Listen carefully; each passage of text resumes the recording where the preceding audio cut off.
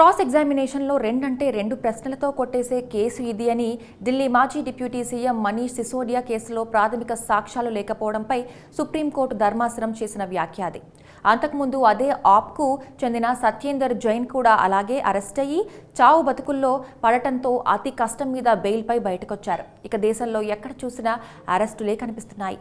News click అనే website owner అరెస్టులు, ఏపీలో చంద్రబాబు అరెస్ట్, ఇలా చెప్పుకుంటూ పోతే లెక్కలేనన్ని పరిణామాలు జరుగుతున్నాయి.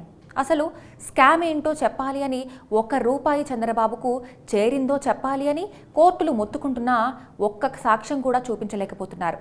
కానీ ట్విస్ట్ ఏంటి అంటే వారు జైళ్ల నుంచి బయటకు రాలేకపోతున్నారు.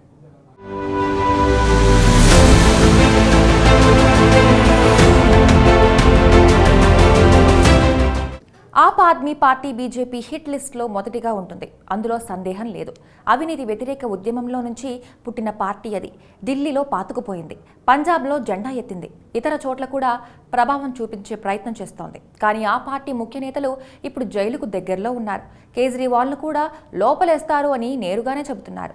దక్షిణాదిలో చంద్రబాబును కటకటాల వెనక్కి పంపారు. అటు కేంద్రంలో అయినా ఇటు రాష్ట్రంలో అయినా ప్రభుత్వానికి వ్యతిరేకంగా ఉన్నారు అనుకున్న వారిపై ఏదో ఒక కేసు పెట్టి సాక్ష్యాలు ఉన్నాయా లేవా అన్నది కూడా చూడకుండా జైలుకు పంపుతున్నారు. ఇలాంటి పరిస్థితులు ఎమర్జెన్సీ కాలంలోనే ఉండేవి. ఇప్పుడు ప్రకటించకపోయినా అదే పరిస్థితి ఏర్పడుతోంది అన్న అభిప్రాయం కల్పిస్తున్నారు. ఢిల్లీ లిక్కర్ స్కామ్ పేరుతో ఆమ్ ఆద్మీ మెడకు ఉరితాడు బిగించడానికి బీజేపీ ప్రయత్నాలు చేస్తోంది. ఇందులో స్కామ్ ఉందో లేదో ఎవరికీ తెలీదు. సౌత్ లాబీ చీఫ్గా ఉన్న కవిత అసలు అరెస్టు కాలేదు. న్యూస్ క్లిక్ న్యూస్ వెబ్సైట్పై రాత్రికి రాత్రి దాడి చేసిన పోలీసులు అందరినీ అరెస్టు చేశారు. కోర్టుల్లో చైనాతో కలిసి కుట్ర పన్నినట్లుగా ఆరోపణలు చేస్తున్నారు. నిజంగా అలాంటిది చేసి ఉంటే ఇలా పోలీసులతో దాడులు చేయించి కోర్టుల్లో ఆరోపణలు చేయిస్తారా? దేశద్రోహం కేసులు పెట్టి ఉండేవారు కదా. అందుకే అరెస్టుల్ని ఎక్కువ మంది నమ్ముతున్నారు. రాజకీయాల కోసం అరెస్టులు, ప్రతిపక్ష నేతల్ని జైల్లో పెట్టి తాము ఎన్నికలకు వెళ్లాలన్నట్లుగా రాజకీయం చేస్తున్నారు. ప్రాథమిక ఆధారాలు లేకుండా అరెస్టులు చేస్తున్నారు. ఇలాంటివి చేసినప్పుడు దేశంలో రాజ్యాంగ వ్యవస్థలు బలంగా ఉన్నాయా, లేకపోతే అధికారంలో ఉన్నవారు ఆడుతున్నట్లుగా ఆడుతున్నాయా అన్న అనుమానం రాక మానదు. రాజ్యాంగం ప్రకారం పాలసీ మ్యాటర్స్లో ముఖ్యమంత్రికి అధికారం ఉంది. కేబినెట్ నిర్ణయాలను ప్రశ్నించే హక్కు దర్యాప్తు సంస్థలకు లేదు. రాష్ట్ర ప్రజలు పరిపాలించమని అధికారం ఇస్తారు. ముఖ్యమంత్రి, ప్రభుత్వం తీసుకునే నిర్ణయాలను అధికారులు అమలు చేయాలి. ఇది పూర్తిగా నిబంధనలకు అనుగుణంగా ఉండాలి. నిబంధనలకు వ్యతిరేకంగా ఉంటే అధికారులదే తప్పు. ఇప్పటి వరకు మన అధికార వ్యవస్థ గురించి మనం తెలుసుకున్న పాఠం ఇది. కానీ ఏపీలో దర్యాప్తు సంస్థలు, రాజకీయాలు దీనికి కొత్త అర్థం చెబుతున్నాయి. ప్రతిదానికి ముఖ్యమంత్రిదే తప్పంటున్నారు. జీవోలు జారీ చేసిన అధికారులు, క్షేత్రస్థాయిలో పరిశీలన చేసిన వారు, డబ్బులు విడుదల చేసిన వారు, ప్రాజెక్టును అమలు చేసిన వారందరూ అమాయకులు. ఒక్క ముఖ్యమంత్రిదే తప్పంటున్నారు. స్కిల్ ప్రాజెక్టులోనూ, ఫైబర్ నెట్ ప్రాజెక్టులోనూ నిధుల దుర్వినియోగం జరిగిందో లేకపోతే అవినీతి జరిగిందో దర్యాప్తు సంస్థలు చెప్పడం లేదు. కానీ చంద్రబాబును నిందితుడిగా చేర్చేశారు.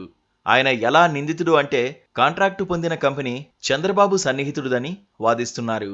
రాజకీయ ఆరోపణలకు ఇలాంటివి బాగుంటాయి, కానీ న్యాయ వ్యవస్థల్లో ఎలా వాదిస్తారు అన్నది వ్యవస్థపై కనీస అవగాహన ఉన్నవారికి ఆశ్చర్యం. కానీ అదే జరుగుతోంది. చంద్రబాబుకు ఎలా ప్రమేయం అనే దానికి చిన్న ఆధారం లేకుండానే అరెస్టు చేశారు. ఇప్పుడు ఫైబర్ గ్రిడ్ ప్రాజెక్టులోనూ అదే పరిస్థితి. నిజానికి ఆ ప్రాజెక్టు ఖర్చు 3,000 కోట్ల పైగానే ఉంటుంది.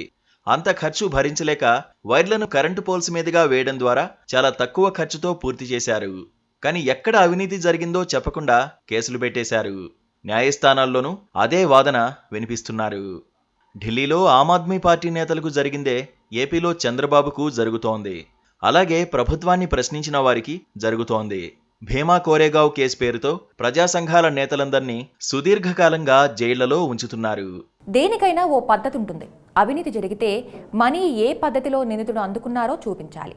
లాలూ యాదవ్, జయలలిత, జగన్మోహన్ రెడ్డి కేసుల్లో సిబిఐ కొన్ని వేల కోట్లు ఎలా అందుకున్నారో కోర్టులకు చూపించాయి. కానీ ప్రస్తుతం జరుగుతున్న రాజకీయ అరెస్టులకు అలాంటివేవీ కూడా అవసరం ఉండటం లేదు.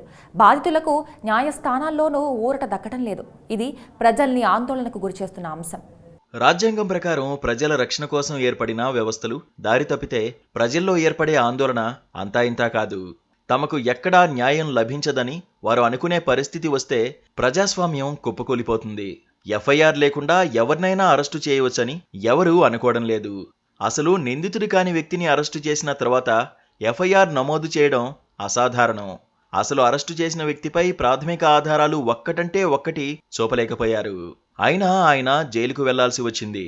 అంతటి హోదాలో ఉన్న వ్యక్తికే ఆ పరిస్థితి వస్తే ఇక సామాన్యులకు న్యాయం అనేది దక్కుతుందా? రక్షణ వ్యవస్థల గురించి భరోసా ఉంటుందా? 14 ఏళ్ల మాజీ ముఖ్యమంత్రికే ఆ పరిస్థితి వచ్చింది. పదవిలో ఉన్న డిప్యూటీ సీఎంకు అంతే, మీడియా ప్రతినిధులకు అంతే. అందులోనూ మళ్లీ భిన్నమైన కేసులు ఉంటాయి. టీఆర్పీ స్కామ్లో అరెస్టైన అర్నబ్ గోస్వామి అనే జర్నలిస్ట్ 10 రోజులు జైల్లో ఉన్నారు.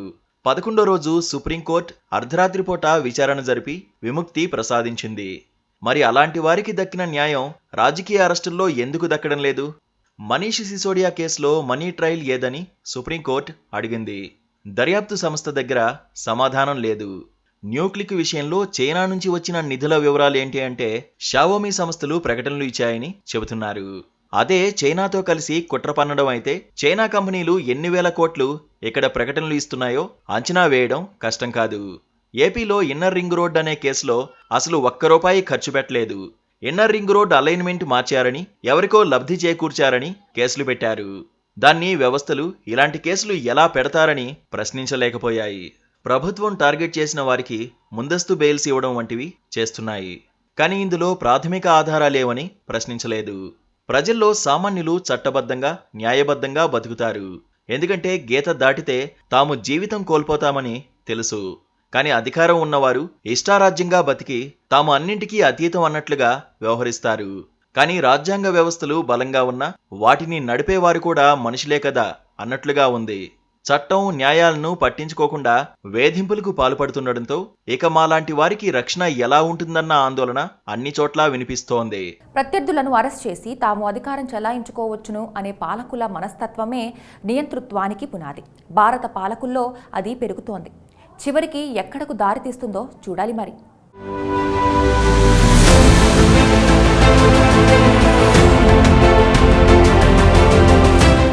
Please subscribe to KTV Telugu. KTV Telugu. KTV Telugu channel.